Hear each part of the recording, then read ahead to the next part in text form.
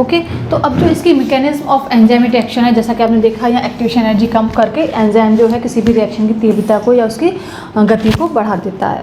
अब एंजाइम किस तरीके से काम करता है, क्या थ्योरी है इसके एंजाइम के फंक्शन की, एंजाइम का काम करने की। तो बेसिकली अगर यहाँ हम बात करें, दो थ्योरी हैं, जैसे एक है ताला कुंजी सिद्धांत, जिसे लॉक की थ्योरी कहते हैं, और दूसरी है induced fit theory. Induced fit theory को हम कहते हैं प्रेरित आसंजन सिद्धांत। कौन कौन सी? लॉक की थ्योरी, जिसे हम ताला चाबी सिद्धांत कहते हैं, और सेकंड है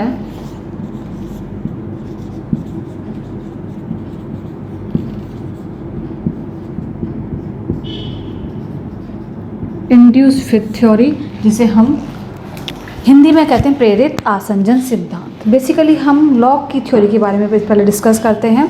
तो लॉक एंड की थ्योरी जो है, जिन साइंटिस्ट ने दी थी उनका नाम था Emil Fischer, EMILFISCHER।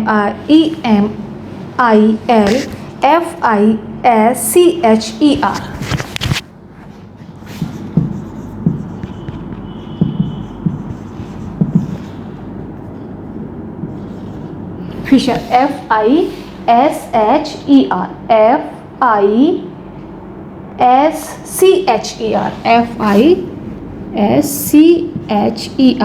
Emil Fischer ने ये नाम दिया था या ये सिद्धांत दिया था। कौन से सन में दिया था? 1894 में दिया था। तो एमिल फिशर ने 1894 में इस थ्योरी को दिया था। कौन सी थ्योरी को 1894 में दिया? लॉक एंड की थ्योरी को एमिल फिशर ने 1894 में दिया। इसके अकॉर्डिंग क्या है कि जिस तरह से एक ताला एक अपनी खुद की चाबी से ही खुलता है, उसी तरह से एक एंजाइम एक स्पेसिफिक सबस्ट्रेट पर ही काम करता है। मीन्स जब उसको सबस्ट्रेट मिलेगा तभी वो इसके अकॉर्डिंग अपना काम करेगा। तो इन्होंने कहा कि जो एंजाइम हैं, इनमें हर एक एंजाइम में कुछ स्पेसिफिक साइट होती हैं, कुछ विशिष्ट स्थल होते हैं। इन्हें हम कहते हैं एक्टिव स्पॉट और एक्टिव साइट। क्या कहते हैं? कोई भी एंजाइम है, ईच एंजाइम में क्या होता है? एक्टिव स्पॉट या एक्टिव साइट होती हैं, जिनके थ्रू एंजाइम जो सबस्ट्रेट पे काम करता है, सबस्ट्रेट से जुड़ता है। और इन्हीं साइट से एंजाइम सबस्ट्रेट के साथ जुड़ के क्या बनाएगा? एंजाइम सबस्ट्रेट कॉम्प्लेक्स बनाएगा। तो सबस्ट्रेट साइट है, इसमें क्या सबस्ट्रेट एक्टिव स्पॉट है, इसमें सबस्ट्रेट आ गया, और इन दोनों ने मिलकर क्या बना लिया? Substrate enzyme complex.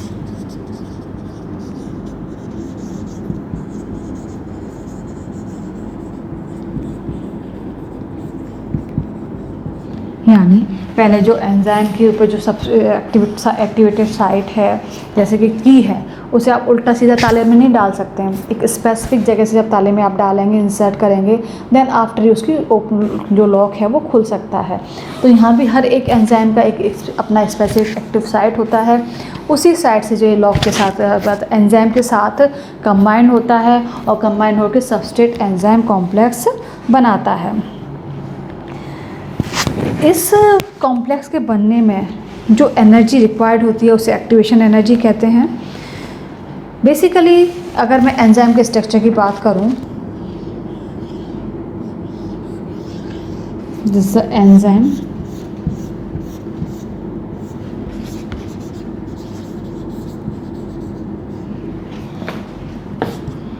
और जो सबस्ट्रेट होगा वो मीन्स ये जो है इसकी एक्टिव साइट है, और ये कंबाइंड होकर क्या बना लेंगे? ये एंजाइम सबस्ट्रेट कॉम्प्लेक्स का यहाँ फॉर्मेशन हो जाएगा, और इस तरह से लास्ट में इसमें जो इसके बाद प्रोडक्ट का फॉर्मेशन होगा। ठीक है। तो लॉक एंड की थ्योरी, जैसा कि आपने देखा, जो लॉक एंड की थ्योरी है, एमिल फिशर ने इसको दिया था। एमिल फिशर ने बताया कि जो जिस तरह से एक लॉक में एक ही की फिट हो सकती है, एक जो की है उसमें फिट होकर उसको ओपन करने का काम करती है, उसी तरह से जो एंजाइम हैं वो एक स्पेसिफिक सबस्ट्रेट के ऊपर ही काम करते हैं।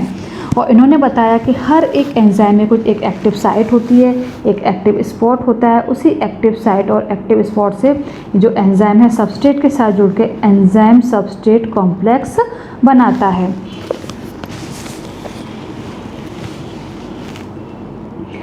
और जब एंजाइम सबस्ट्रेट कॉम्प्लेक्स बनता है एंजाइम की प्रेजेंस में, तो उसकी जो बैरियर एनर्जी है वो फिनिश हो जाती है और एक्टिवेशन एनर्जी काम करती है, और एक्टिवेशन एनर्जी अब काम करती है, उसके बाद जो कॉम्प्लेक्स बना है ये कॉम्प्लेक्स वापस से प्रोडक्ट में कन्वर्ट हो जाता है। तो इस तरह से लॉक एंड की थ्योरी बिल्कुल उसी तरह काम करती है जिस तरह से ताला चाबी काम करते हैं। नेक्स्ट है हमारी induced fit theory. Induced fit theory जो थी कॉसलैंड साइंटिस्ट से, KOSHLAND कॉसलैंड साइंटिस्ट से 1959 में इन्होंने दी थी। इसके अकॉर्डिंग क्या है कि जो इसका फंक्शन है वो लॉक एंड की थ्योरी के जैसे ही है, बट जैसा कि उन्होंने कहा था कि जो लॉक है एक स्पेसिफिक की से ही खुल सकता है, इंड्यूस्ड फिट थ्योरी में कॉसलैंड ने बताया कि जो की है वो अपना फॉर्म या अपना रूप चेंज कर सकती है, यानी अपने आप को फिट करने के लिए खुद को इंड्यूस करके अपना थोड़ा चेंज कर सकती है। इसके अकॉर्डिंग इसमें जो एक्टिवेशन साइट है वो एकदम फिक्स ना होकर कुछ फ्लेक्सिबल साइट है, उसमें चेंजेस होते रहते हैं, वो एकदम रिजिड नहीं है, फ्लेक्सिबल है, उसमें चेंजेस हो जाएंगे according to requirement of substrate, और सबस्ट्रेट के अकॉर्डिंग रिक्वायर्ड होके वो जो चेंजेस होंगे उसके अकॉर्डिंग वो अपना नया फॉर्म कर लेगी, नया जो सबस्ट्रेट को एंजाइम कॉम्प्लेक्स बनाती है। I explain it. Induced fit theory means ये सबस्ट्रेट है,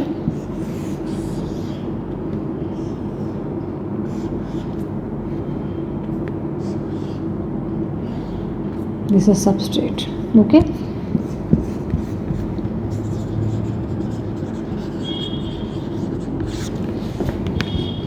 इसमें जो की एंजाइम है, एंजाइम जो एक्टिव साइट है, एंजाइम के एक्टिव साइट का जो है वो इस तरह से है।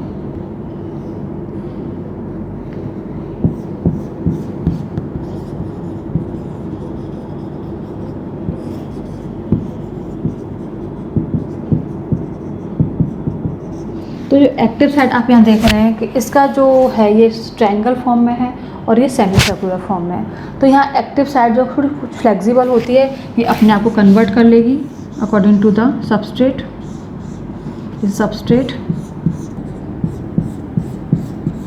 तो यहाँ आप देख रहे हैं जो एक्टिव साइट इस तरह की थी उसने अपने आप को सबस्ट्रेट के अकॉर्डिंग चेंज करके इस तरह की फॉर्म में कन्वर्ट कर लिया। मीन्स यहाँ जो एक्टिव साइट है वो फ्लेक्सिबल है, अपना रूप परिवर्तित कर लेती है। इस तरह से जो इंड्यूस्ड फिट थ्योरी के अकॉर्डिंग एंजाइम सबस्ट्रेट कॉम्प्लेक्स बन जाता है। और जैसा कि मैंने आपको बताया ये जो इंड्यूस्ड फिट थ्योरी है किसने दी थी? कॉसलैंड साइंटिस्ट ने दी थी।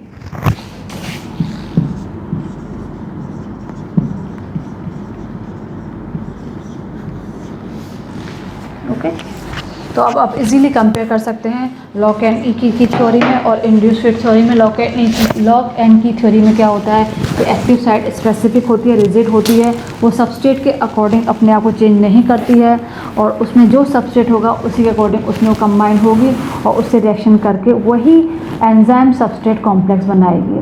मीन्स वहाँ एक्टिव साइट की जो फॉर्म है, जो रूप है, वो परिवर्तित नहीं होता।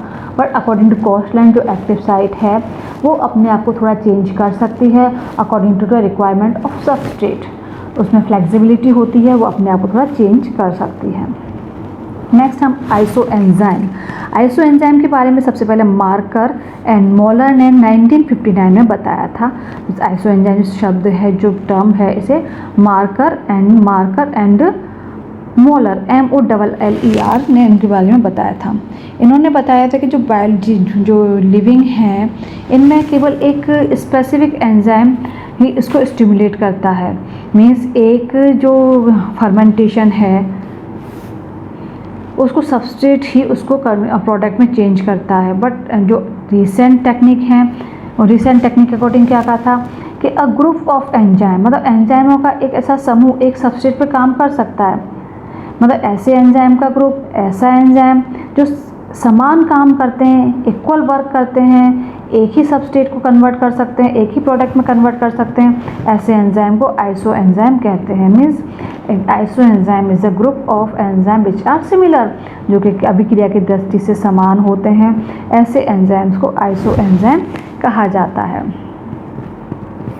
ओके, नेक्स्ट अगर हम बात करें कि फैक्टर अफेक्टिंग एंजाइमेटिक एक्शन, तो ऐसे कौन कौन से फैक्टर हैं जो एंजाइमेटिक एक्शन को प्रभावित करते हैं? मतलब अभी एंजाइम की अभिक्रिया को प्रभावित करने वाले कारक या फैक्टर अफेक्टिंग एंजाइम एक्शन। तो सबसे पहले टेम्परेचर पे आएंगे। जैसा कि मैंने आपको बताया, कोई भी जो एंजाइम है उसकी द बेस्ट एक्टिविटी होती है 25 to 30 डिग्री सेल्सियस।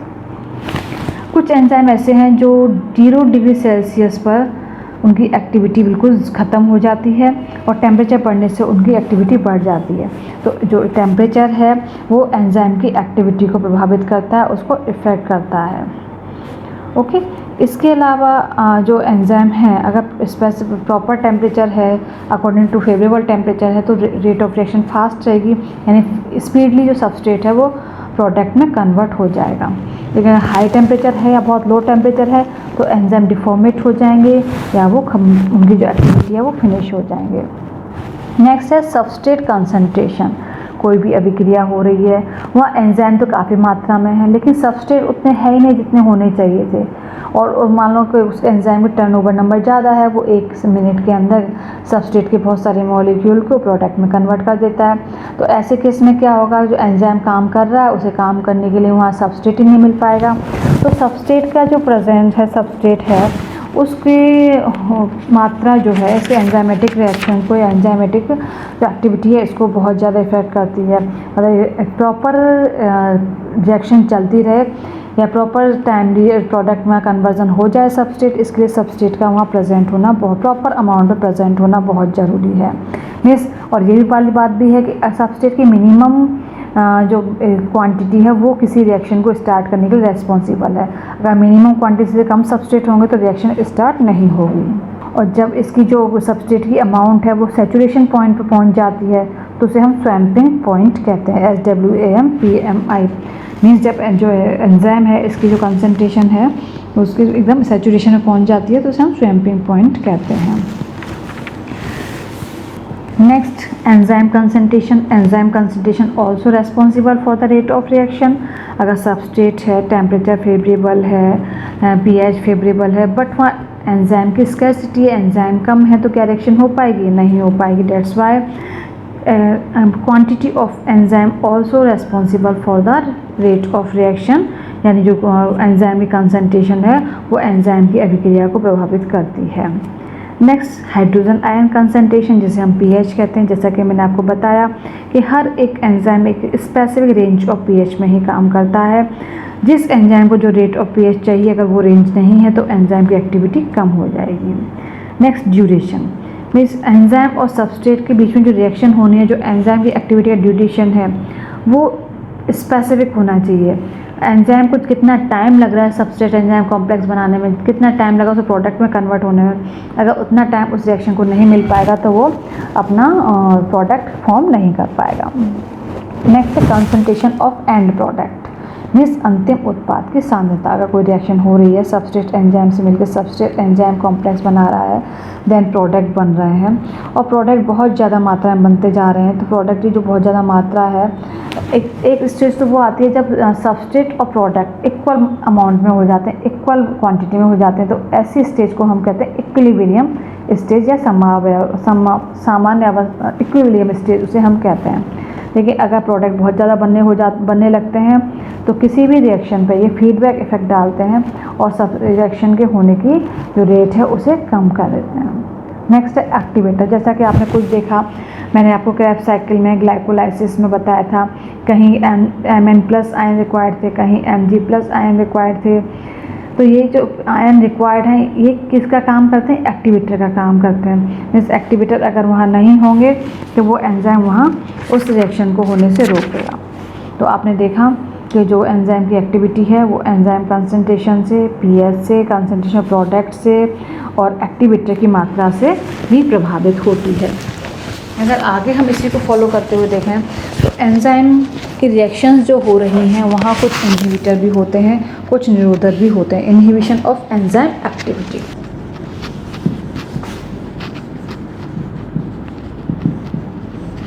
हैं जो सब्सटेंस एंजाइम को क्रिया करने से रोक रहे हैं, मीन्स जो एक्टिव साइट को एक्टिव होने से रोक रहे हैं या एक्टिव साइट को इनहिबिट कर रहे हैं, उनको ही हम इनहिबिशन ऑफ एंजाइम एक्टिविटी के अंदर कंसीडर करते हैं।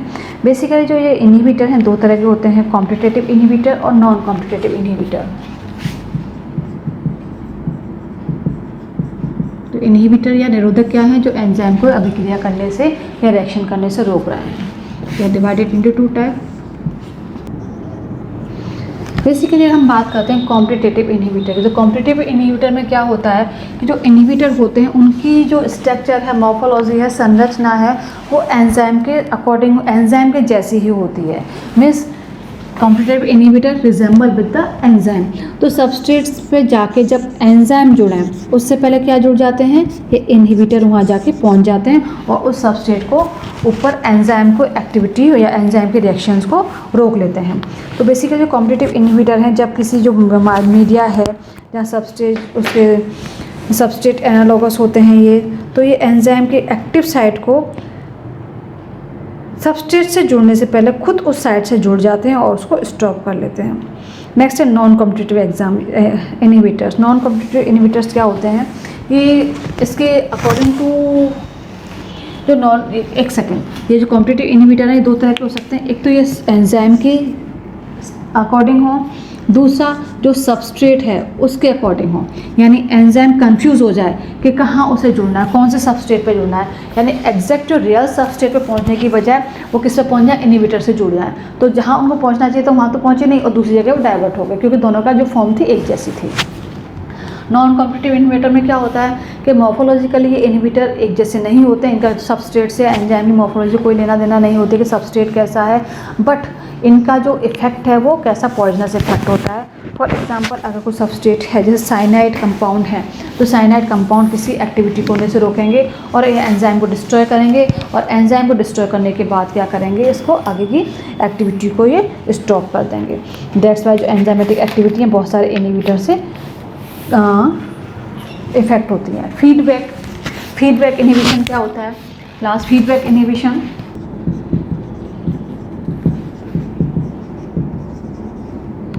मीन्स ए जो है A+B ने ई एंजाइम की प्रेजेंस में सी प्रोडक्ट बनाया। अब सी प्रोडक्ट की जो अमाउंट है बहुत ज़्यादा हो गई, तो इसमें जब प्रोडक्ट की अमाउंट बहुत ज़्यादा होती है तो इस रिएक्शन पे नेगेटिव इफेक्ट डालेगी और ये इस डायरेक्शन में रिएक्शन होने लग जाएगी। मीन्स रिएक्शन के बीच में इक्विलिब्रियम बन जाएगा। अगर उसके इक्विलिब्रियम के आगे अगर बहुत ज़्यादा प्रोडक्ट बनता है तो उसकी रिएक्शन की रेट को स्टॉप कर देता है, यानी जो उसका प्रोडक्ट है वही उसकी रेट को स्टॉप कर रहा है। इसे हम फीडबैक इनहिबिशन कहते हैं। ओके, अब आपका एंजाइम जो है कंप्लीट हो गया है और इसे आप अच्छे से लर्न करेंगे।